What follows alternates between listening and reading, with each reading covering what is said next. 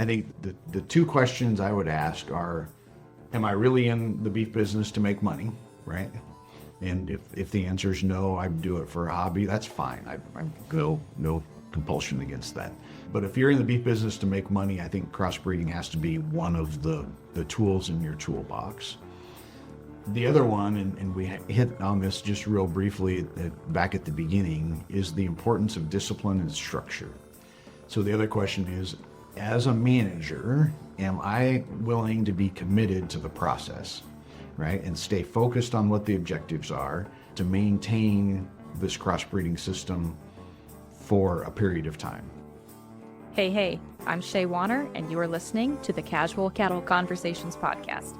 Whether you are a seasoned rancher or just curious about the cattle world, this podcast dives into the stories, science, and strategies shaping the future of ranching. Let's get started and keep your herd ahead of the herd.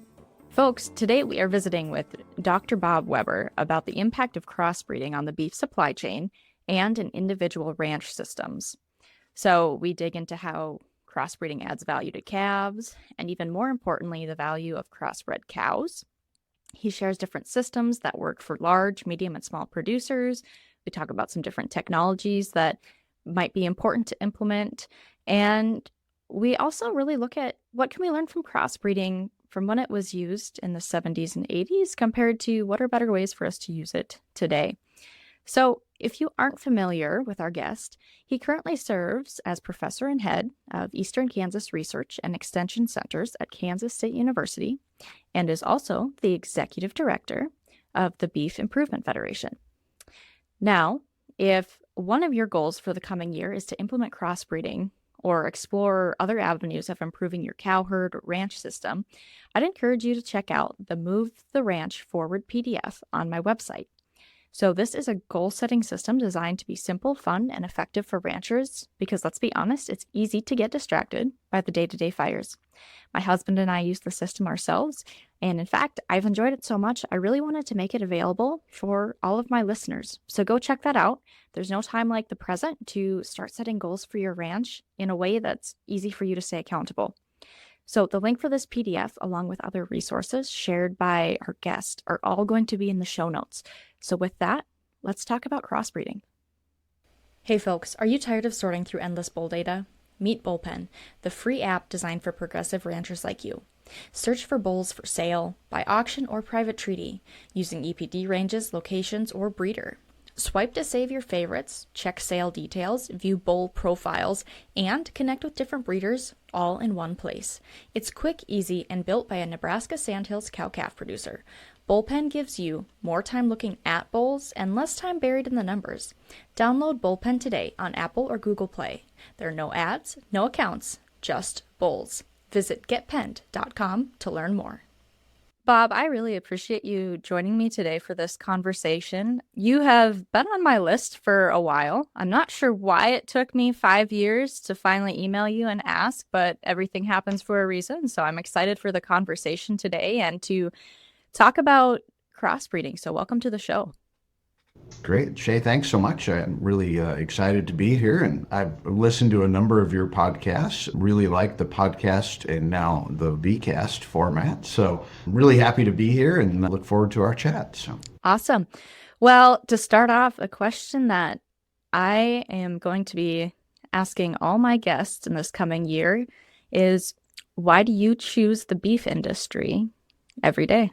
Oh, great question. Well, I think one of the sort of deep-rooted passions I have is cow-calf production. So I grew up in southern Colorado. And my family had a kind of a diversified crop and livestock operation in the 70s and 80s. And like many folks in our neighborhood, we exited the wheat farming business, but maintained a set of cows. And my mom and dad still live at that ranch near Beulah, Colorado. And I've got a real passion for helping people make good decisions in particularly the cow-calf sector related to their livelihoods and their profitability. And now the in vogue thing is sustainability. But I think for many cow-calf operators in particular, the concepts behind particularly the land management components of sustainability, aren't exactly new topics, right? So, how do we blend, a variety of technologies, including animal breeding and genetics, which is my sort of academic passion, if you will, together to help folks be prosperous and maintain their role as stewards and managers of the beautiful landscapes we have in rural America. And what a reason to be a part of the industry.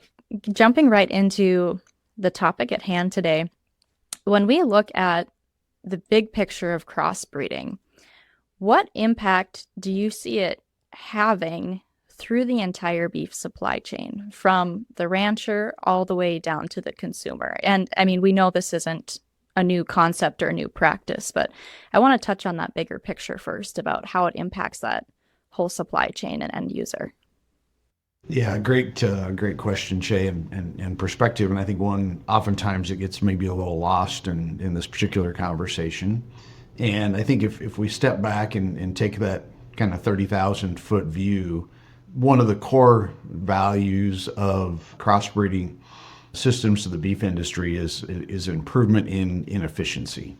And that primarily comes through, improvements in the maternal components of the cow herd system, and making those females more reproductively efficient and productive. And that improvement in fertility and calving rate and productivity has downstream consequence and value in our system, right? So if we use the sustainability lens again, we make better utilization of the resources under our stewardship. So that includes not only the land resource, but fertilizer and fossil fuels and all those other things that are inputs into our system.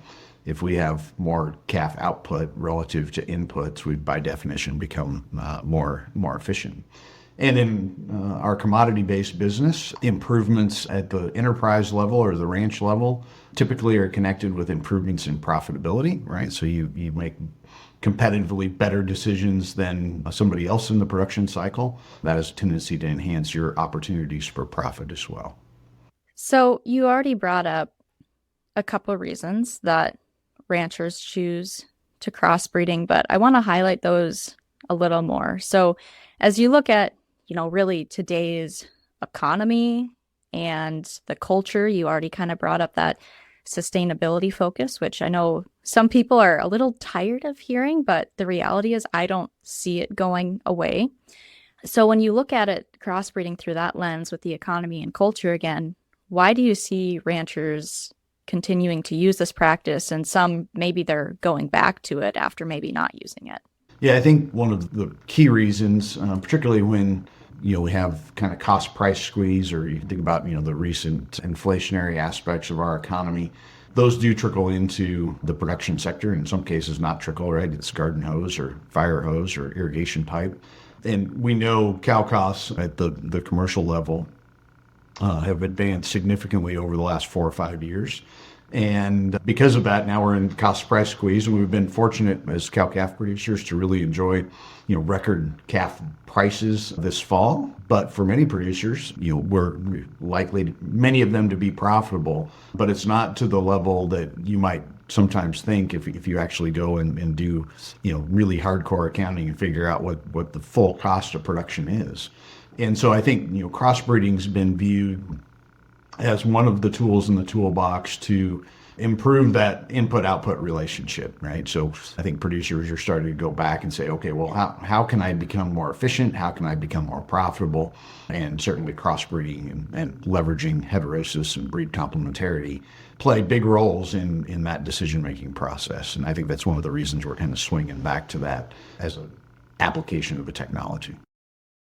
So it sounds like, there's that environmental factor on the ranch, cattle that fit the environment, input costs from an efficiency standpoint, added performance in the right areas, and then just overall added value to both the cows and the calves. Is that correct? Yeah, I think so.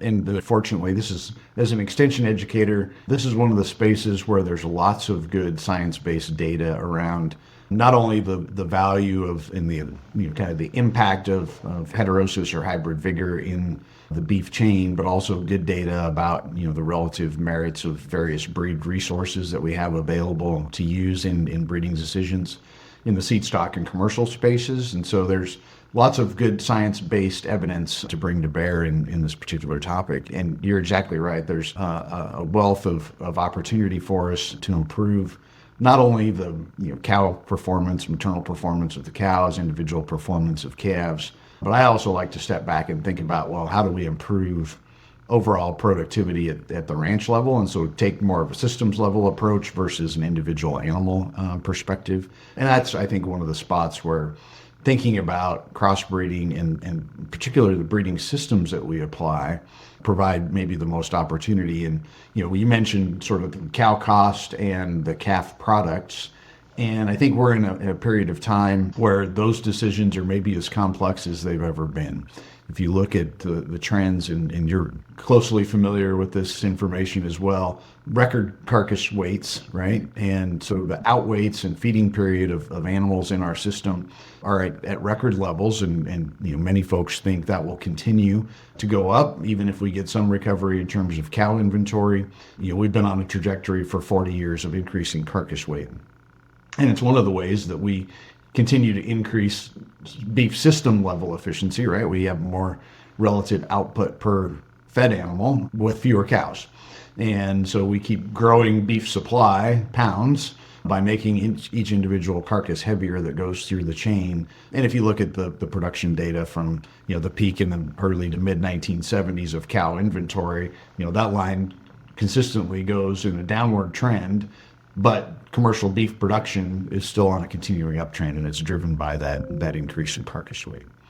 The consequence to commercial cow-calf producers is if we don't apply some real strategic decision-making relative to breed inputs, the cows that we use to produce those 15, 16, 1,700 pound fed steers are really big. And in this era of really elevated cow costs and the impact that stocking rate and inventory, you mentioned earlier that you had a good conversation with Dr. David Lallman, a good friend and colleague at Oklahoma State. Really appreciate Dr. Lallman's work, particularly around the area of cow size and its effect on not only nutrient utilization and requirements in the cow-calf sector, but its impact on profit, right? So we know that stocking density at the ranch level is one of the largest determinants of profitability. And so, we've got this sort of antagonism now in the system between cow size and stocking rate, which we know for cow-calf producers is really important, and the desire in the feedlot and packing sector to have these really large animals through the end parts of the value chain. And those are kind of diametrically opposed. And so how do we manage that as an industry? And one of the strategies, and many commercial cow-calf producers are sorting this out, is we start to be more strategic in both our breeding system and our leveraged use of various breeds to increase efficiency and make really environmentally adapted cows and market targeted calves. And it's really difficult to use one breed or one kind of bulls in terms of genetic profile to get all that done, maybe as complex a time as ever to try and do that. And so a simpler solution is actually to start to separate some of those components in our breeding system. And, if you look over the fence at pork and poultry, they did that decades ago, right? So there are maternal lines and terminal lines in those species designed to leverage both heterosis, line, or breed complementary, whichever way you want to think about that, to make the very best maternal unit for that production environment, and then add value to the market product by the terminal sire selection decision. So, not a novel or new idea. Gordon Dickerson and others in the 1970s kind of promulgated a number of these ideas, and they sort of got some adoption and then kind of fell out of favor for a while. But I think we're back to a point in time where, particularly young producers that are moving back into farming and ranching operations that maybe have had to take on some additional debt load to acquire those assets in a family transition plan are really sharpening their pencil and figuring out where's all the spots I can add value and dollars to my system. And certainly crossbreeding and heterosis should be part of that dialogue, I think. So you talked about how pork and poultry, they're separating it out with kind of these terminal lines and maternal lines. How realistic do you think that is for the beef industry to move in that direction based on how we are not vertically integrated and still have a much higher level of autonomy compared to the other species in the meat industry? Yeah, great question. And I think in some ways it may actually be easier. And because we are, there's roughly, I want 800, remember the last ag census data, but somewhere 850,000 individual business units in the cow-calf space across the United States. Lots of autonomy and independence in how we tackle both managerial and breeding decisions in those operations. There's business opportunity there too, right? So thinking through the breeding system, does require some, managerial effort. I remember my farm and ranch management class, Dr. Liebecker, actually in North Dakota, was my professor, and he spent a lot of time talking about return to management, right? And sort of emphasizing the importance of taking time to sit down, and Dr. Bob Taylor in animal science spent a lot of time about this too, making the $500 an hour decisions versus doing the $5 an hour work. And so as managers of these enterprises, sitting down and spending the time and investing really in decision making is an important part of our business. And the breed diversity is out there. One of the, I think, challenges for many folks is to step away from the we've always done it this way mentality and embrace some innovative approaches. So, we've got a variety of technologies available to us on the applied reproductive front, particularly gender sort semen, where we can make mating decisions in a more precise and dedicated way than we ever have, and build really targeted replacement females and avoid producing kind of the maternal-oriented steer calves that go with those, which, when you go through a lot of crossbreeding systems, we can demonstrate a lot of added value through the maternal efficiency component, through the additive breed complementary or additive traits we bring, and the heterosis to a terminal sire decision. The lag in the system almost always is the maternally oriented steer calves that get produced into that system. And if we're doing natural mating, half of the calves that come out of that maternal line are males and could be of substantially lower value than their terminal counterparts. And so how do we apply technology to manage that? There's some innovative things going on where folks are using female sort semen to build replacement heifers and male sort semen to build terminal calves, and really skewing the calf distribution. Of course, those things all take time and expertise, and you have to have a lot of other managerial things right to implement an AI system at the commercial level. But there's opportunity and value in doing that. So I think there's lots of opportunities. They kind of are a bit, in some ways scale dependent, right? So things that are appropriate for somebody that's got 50 cows may not be appropriate for somebody that's got 500 or 5,000, and vice versa, right? There's some of these tools and systems that are much easier to apply in large operations than they are in small ones. And I think, sometimes that's the sticky wicket in the crossbreeding discussion is, helping people wade through those kind of decisions and figure out what is the appropriate system. But there's lots of creative stuff going on. The advancement of hybrid or composite seed stock over the last couple of decades, I think, is a direct reflection of that need for simplicity in the breeding system and to leverage breed complementarity and heterosis. Those products do that very, very well. They don't maximize heterosis. In some cases, trade off maybe some breed complementarity options or opportunities that we might have, but they do it in a really simple way, right? It's just like straight breeding. You turn out the bulls, you pick up the bulls, it's all built in, off you go. So there's some really innovative and creative ways to apply both the crossbreeding system, but certainly ways to leverage heterosis. And we will dive more into some different systems, and you brought up a great point about what works for larger operations might not work for smaller operations and vice versa, and we will dive into that a little later. But before we move into some of those pieces of the conversation, what reasons would crossbreeding not be a beneficial option for the commercial cow-calf producer? Great question. One of the reasons that crossbreeding fell out of favor from the 1970s and 80s is lack of discipline.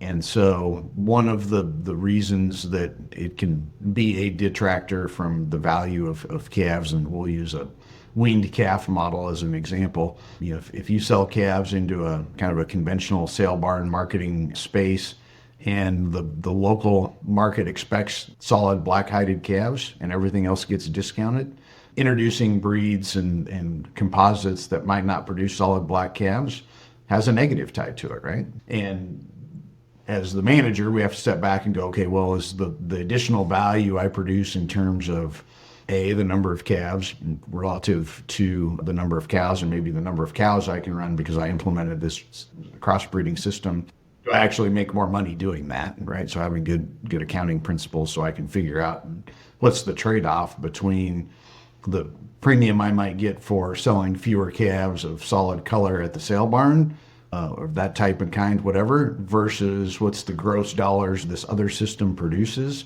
is an important part of the discussion. But mismanaged, that genetic diversity can really cause some marketing challenges for operations, and particularly small ones, right? If we have a system that produces, say, solid red and solid black-hided calves, and I've got 1,000 cows, sorting is a magical technology to manage genetic diversity, right? So we can sort up type and kind and weight class and gender into semi-load lots and still have a very successful marketing strategy to move those calves into the production chain.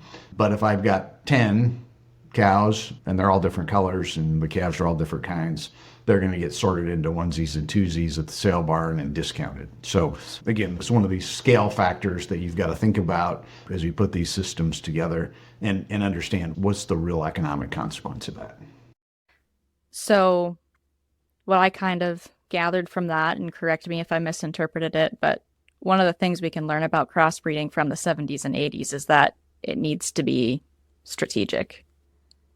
Yep. And closely managed, right? The bull of the month or color of the month club won't cut it in 2025, right? Discipline and structure are very, very important in this exercise. So for folks that are coming back into crossbreeding space, that discipline and emphasis on structured crossbreeding system, I don't think can be overemphasized. All right. So we touched on it earlier, but that's with crossbreeding systems, there's added value to the calf, but then there's added value in having that crossbred cow. So do you want to talk about, or just kind of re-highlight some of the value points of that crossbred calf, and then also the value points of that crossbred cow? And let's start with the calf. So we'll start with the animal level focus, and we'll do calves and then the value to cows, but then maybe step back and then do the range system, right? So we've got, I think it's invariably easy for us to get stuck in the trap of individual animal performance when at the end of the day, profitability at the range level is a system interaction problem, right? And so it's how all the cows and all the calves interacted together that determine net profit at the range level. So, I like to talk about, heterosis is the advantage of the crossbred calf. And the numbers I'm going to talk about really are just the heterosis components. And it's important as we think about crossbreeding systems that we also strategically interject breeds at the right spots and leverage the additive genetic merit that comes to play, or the breed complementarity opportunities we have by putting the right breeds at the right spots in the crossbreeding system. And so the numbers I'm going to talk about now are just the heterosis pieces, and the breed complementarity stuff is really, well, it's more than just the cherry on top of the sundae. It's kind of the whipped cream and the cherry, right? It's the extra part. And a little bit harder to quantify sometimes than the heterosis part per se, but an important part of the discussion nonetheless. So crossbred calf advantages, we'll talk in sort of percentage or unit improvements here. So calving rate, so the number of calves that are born, so survived gestation, about a 4.5% increase. And the numbers I'm presenting are actually reported from the U.S. Meat Animal Research Center, so U.S. Mark, Clay Center, Nebraska. That particular USDA unit, at least for the Bos Taurus breeds, has been sort of the global focal point for crossbreeding research over the last 4 or 5 decades. And it's the citations here. This particular one's from Cundiff and Gregory, published in Journal of Animal Science. and represents somewhere around 25,000 matings. So not a little bit of data here, a lot of data. So about 4.5% improvement in calving rate. Survival to weaning, so from birth to weaning, about 2% more calves, so less morbidity, mortality. Gary Snoder published some really nice work about resistance to bovine respiratory disease, so better immune function in crossbred calves compared to their straight-bred counterparts. Also clay center data. Birth weight, this one's a little counterintuitive, but since it's a growth trait, we actually advance birth weight just a little bit. So about a 2% increase in birth weight due to heterosis. And you can kind of think about crossbred calves as just growing faster at all points in their life. So if you take a chronology of a calf's life, fertilization marks, say, 0.0, right? And so they actually grow a little bit faster in utero before they come into the world, which we oftentimes think of as where they started, but that's not really in the growth curve where they started. Right? So about 2.5% increase in birth weight. Weaning weight, about a 4% increase. In weaning weight performance as an individual, about a 2.6% improvement in average daily gain, and about a 3.8, close to 4% improvement in yearly weight. So a range of improvements in growth, performance, and efficiency, and survival and healthfulness of those animals as calves. One of the interesting bits about crossbreeding systems is they tend to have more effect here in sort of in the growth traits, in particular health and survival traits. Almost no effect on carcass performance. So other than carcass weight. So we get this increase in carcass weight that's kind of driven by the accelerated growth curve of these animals chronologically. You can say that word, but not really any impact on fatness, so forth, if they're slaughtered at some kind of fat endpoint, right? They just get there faster, okay? So that's the calf part. If we go and think about the cow part, the traits, of course, that are important from cow perspective aren't mostly the things we've just talked about, right? Those are the calf output parts. So we'll think about the maternal aspect of cow performance and, how do we make a better cow, essentially. And one of the ways we know we improve herd profitability and productivity is proving the longevity of the cow, which in most cow-calf production systems is determined by reproductive success. There's other factors as well. So, do their teeth last, feet and legs, all those sort of things. There's good data actually that says crossbred cows have better dental or dentition longevity than straightbred cows do. So their teeth last longer, which, the shortgrass prairie country I grew up in southern Colorado, oftentimes our cows didn't leave because they were open. They left because they didn't have any teeth left. And so having cows that have teeth that last longer, and we had straight-bred Hereford and Angus, and then a two-breed rotation crossbreeding system. The black baldy cows last longer than the straight Hereford or Angus cows, and part of it's due to that dentition. But if you look in the longevity, improvements due to heterosis, about 16.2%. Improvement in cow longevity. If we think about that in terms of number of calves that she rears, about a 17% increase, or for, at least in the clay center data, that meant that the crossbred cows weaned off one more calf than the straightbred cows did. So they last, a whole year longer, basically in the production cycle under equal inputs and management. So that's a big deal. Cumulative weaning weight, and so this paper was published in 1999. At that point in time, the cumulative weaning weight advantage of the crossbred cow was about 600 pounds over her straightbred counterparts due to heterosis. So about a 25.3% improvement in weaning weight. And that's the number I like to use a lot, because if we think about the cow-calf production system, here, cumulative weaning weight, we could translate that to weaning weight per cow exposed pretty easily. And that's one of the really important economic indicators for cow-calf producers to keep in mind, is that weaning weight per cow exposed. So we know that if we increase growth rate and we increase the number of calves that we get to weaning, we should increase weaning weight per cow exposed, right? So we've got a constant number of cows, but we've increased the number of calves that they produce and the performance of those calves at the endpoint of weaning. And so we see a pretty substantial improvement in the efficiency of the factory, if you will. And I like to think about it that way, because we've got, this resource base, land mass that we manage, and we can only run so many cows based on their size and nutrient requirement. How do we make that machine more efficient? And the way we do is we put out more product and we make it better. and crossbreeding plays a huge role in that. The other way to think about it here too is from an input-output relationship, our efficiency metrics improve substantially. So that weaning weight per cow exposed is an efficiency measure. If you think about it from a sustainability kind of perspective, if we have more calf output and the same same calf output, but the same methane emissions from the cow herd, that metric becomes more favorable, right? Our intensity goes down because we have more pounds of calf product per kilogram of methane emission. So there is a real connectivity between sustainability and animal breeding genetics, and in this case, heterosis. Do you have big ambitions for your operation, but feel like you get so caught up in the day-to-day fires that you are just spinning in circles? You aren't alone. I've been in your shoes and know just how frustrating it can be. That's why I created Move the Ranch Forward.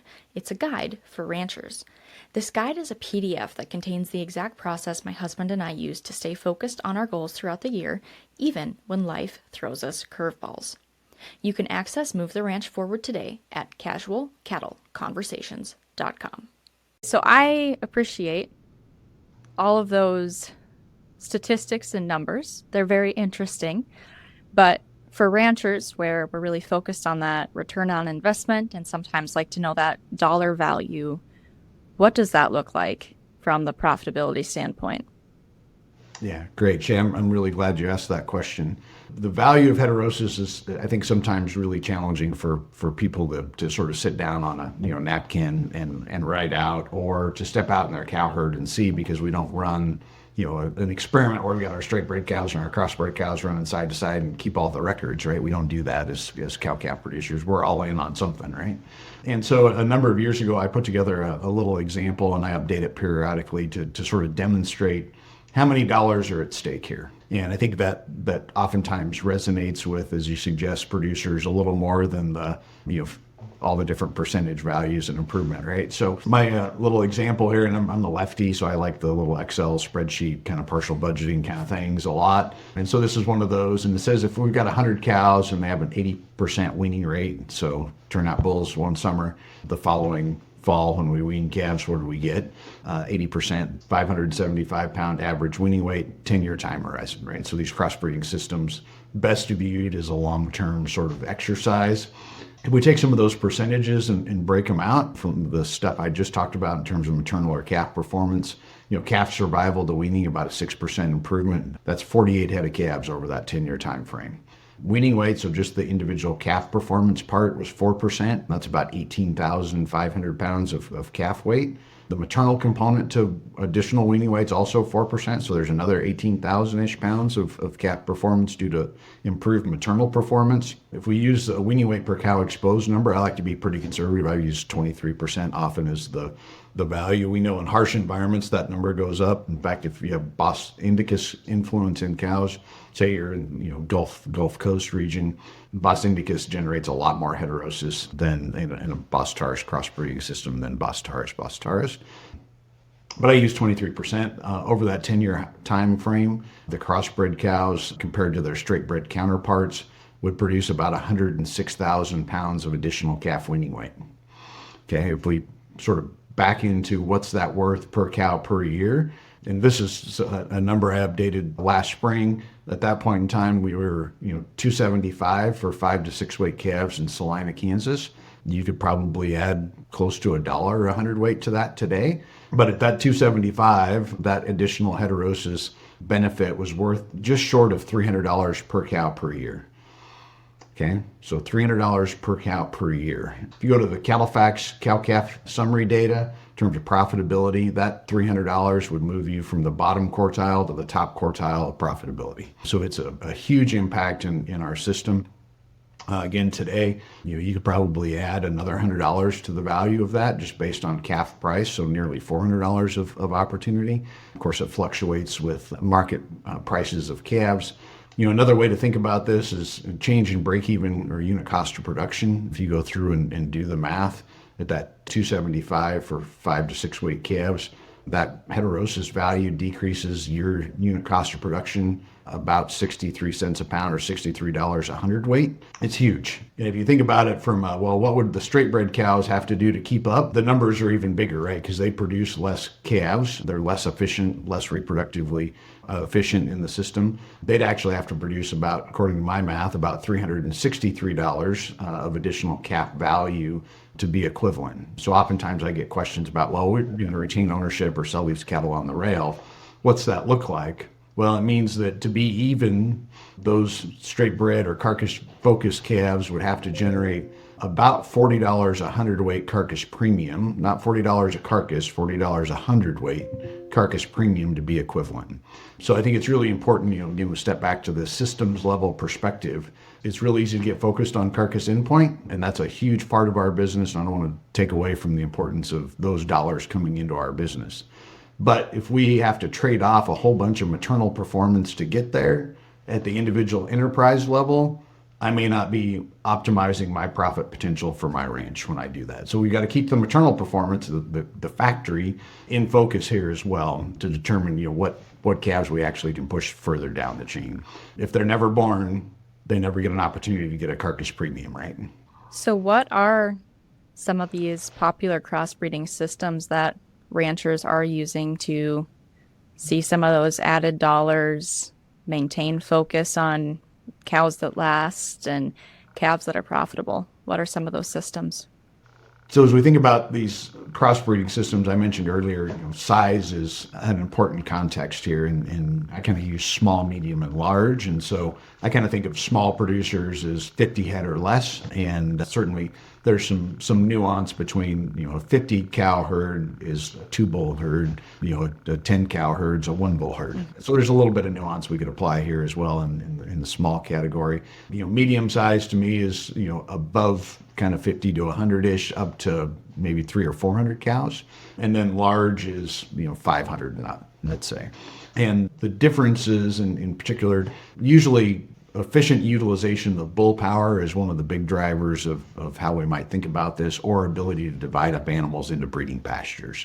And so you can kind of think of this application in 20 cow or 25 cow blocks, right? So each 25 cows, we should probably have 1 bull to turn out on average in that mating environment if we're not using an AI system. And so think about, is it 1 bull, 2 bull, 3 bull pasture? How many of those do I have? And can I divide up my mating herd during breeding season to get the right bulls mated to the right cows?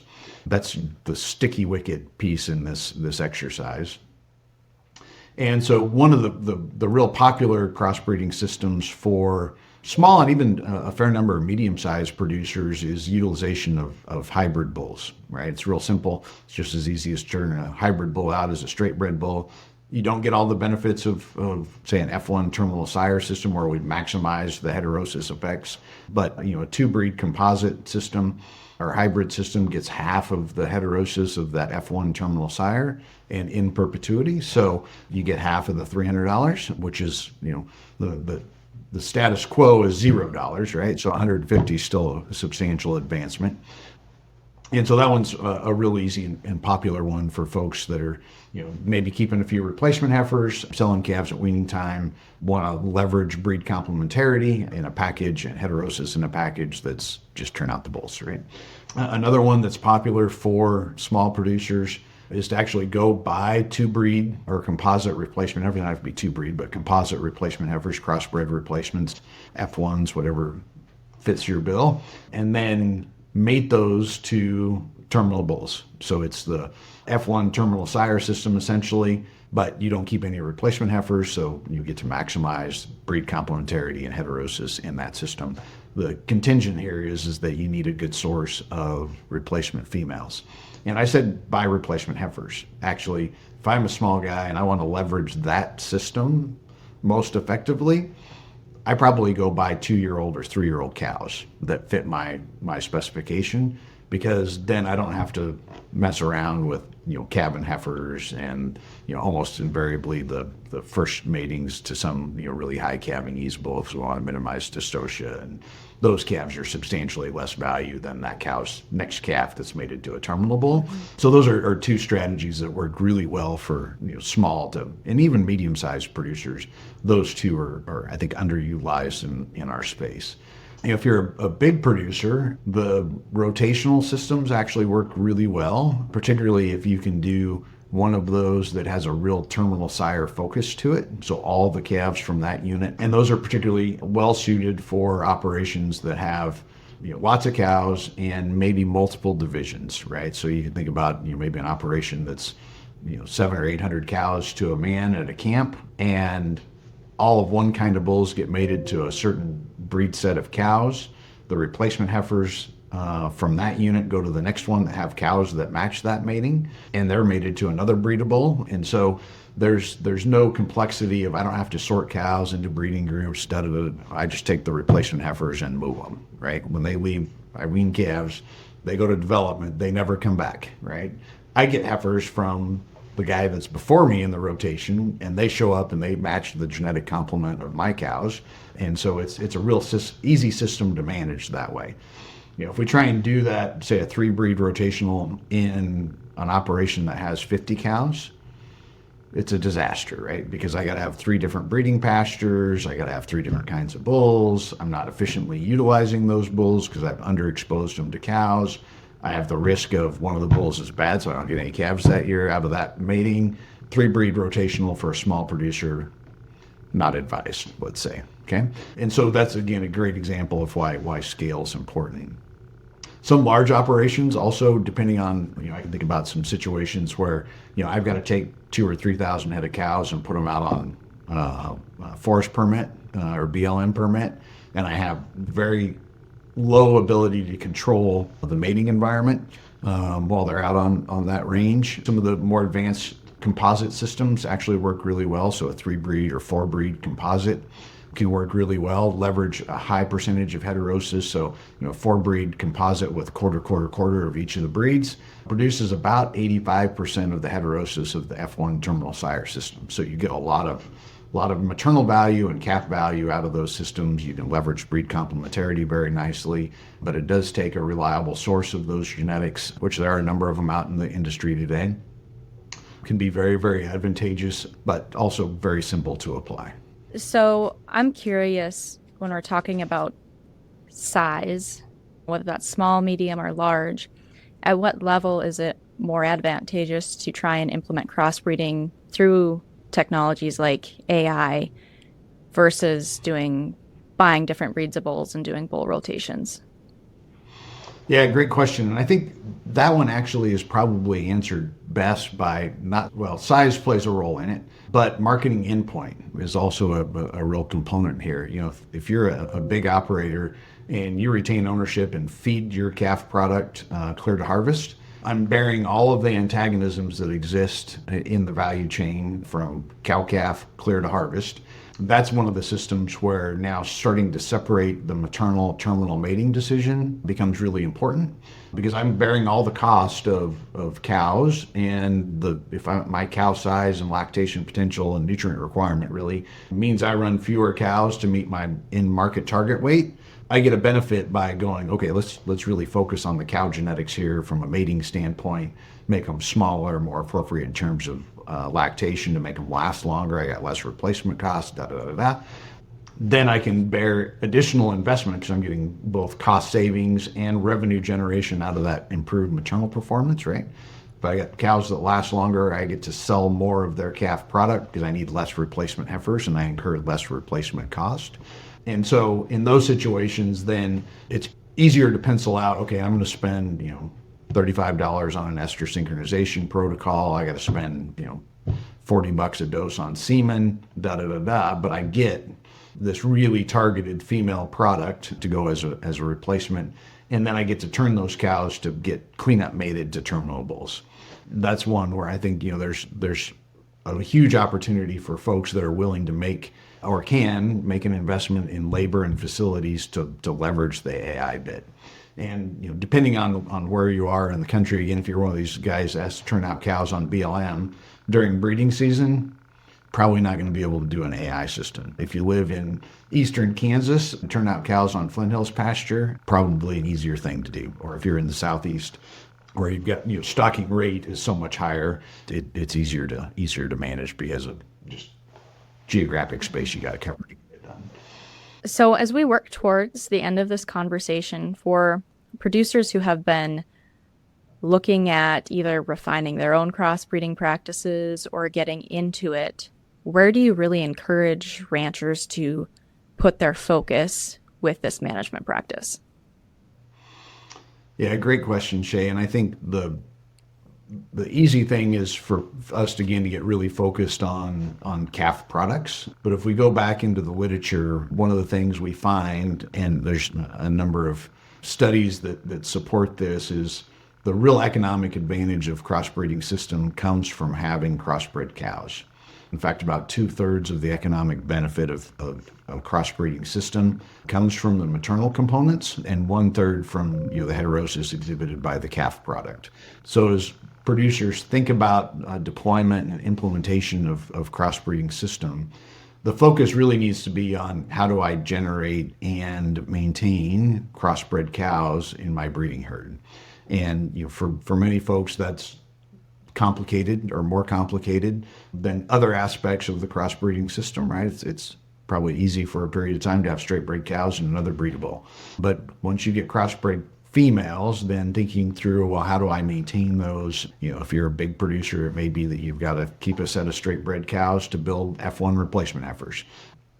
And again, that's where, some real planning and thoughtfulness about where do I go, not just this year in breeding system, but how do I evolve that over time to make sure that I'm continuing to be able to leverage maternal heterosis in my cow herd. All right. Well, my final question for you before we wrap up is, before ranchers dive into crossbreeding, what's one question they should ask themselves? That doesn't mean you can't change it, but it can't be changed, sitting at a sale ring buying bulls, right? That's the wrong time to change your crossbreeding system, right? Be dedicated, disciplined, tactical, strategic is really critical to this success. All right. Well, thank you for your time today. This was a very insightful and fun conversation for me to listen to, and I know the listeners will appreciate that. For those of you out there listening, be sure to always check the show notes for any additional resources that were mentioned throughout the show. And Bob is a very well-known individual, so I'm sure you can find his email or get a hold of him if you have any further questions. But with that, happy ranching, folks.